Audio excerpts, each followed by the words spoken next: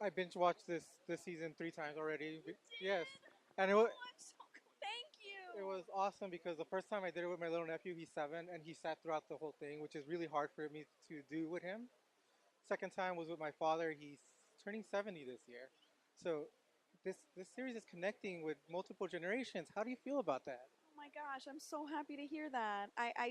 That's what we want and that's what we hope to do, but you try and sometimes it works and sometimes it doesn't. So we're so happy. That makes me so happy. After talking with you, well, hearing you guys talk at the preview day, I knew that this was going to be something special. It just shocked me how amazing this was. That's why I've had to watch it over and over again. What shocked you about it? I want to ask you what shocked you about it? Like what is it? That this isn't a hot button issue type show, but yet it connects with you. It makes you sentimental. It makes you laugh. I was crying by the final episode. It just connects. How is it writing this and working throughout the whole thing? Collaborating with Justina Machado and Rita Moreno and the rest of the cast. Well, we're so lucky. We're so lucky to have this cast. It's sort of like everything came together in a really beautiful way. And we write with our hearts on our sleeve.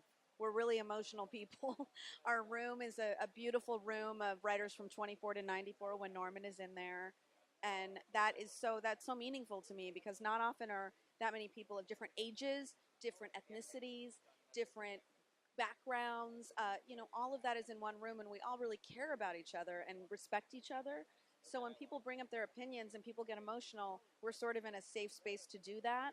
So it allows this freedom for storytelling, and that storytelling, we hope, ends up on the page, and then we have these incredible actors that elevate the material. So as far as a collaboration, that's really what this is.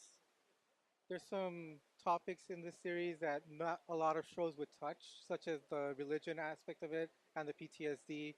How was it going into that, and how do you stay so truthful to how it really is in real life? Well, we draw a lot of our own experiences. Penelope is very similar to me. I feel like it's Justina and I had a baby who went to the military. And we really try to think of things in terms of how would I feel if this happened. I will start from there with any character, really. Like if I had this background and this is who I was, and I didn't have some of the privileges that I have been fortunate to have, maybe I might have gone into the military as an option for schooling. Maybe there I would have met someone. Maybe war. We've had wonderful soldiers, veterans come in who were former soldiers who came in and were kind enough to give us their experiences, share with us their experiences, and we listened with really open hearts, and in doing that, we tried to put that in the show as best we could. Uh, Hopefully, there's a season 2, but if there is, are there already ideas going on Oh, in I your have a head? million ideas. I love this family. I could write for them for years and years. So we hope there's a season 2. Why is this series taking place in Echo Park, I believe, or so the Silver Lake It area? is Echo Park. Well, I'm a West Coast Cuban, so I only know West Coast. I don't. I've been to Miami, obviously, because we have to. We have to support our Miami Cubans.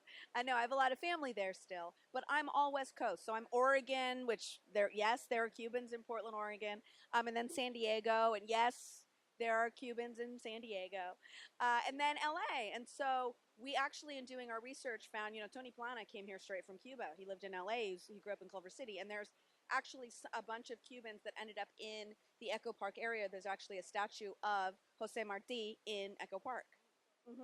And they used to have a Cuban. It was just much more of a Cuban stronghold. So in thinking about Lydia and thinking about when she came here, she probably would have moved there. When we were sort of dissecting her history, and so that's why we set it there.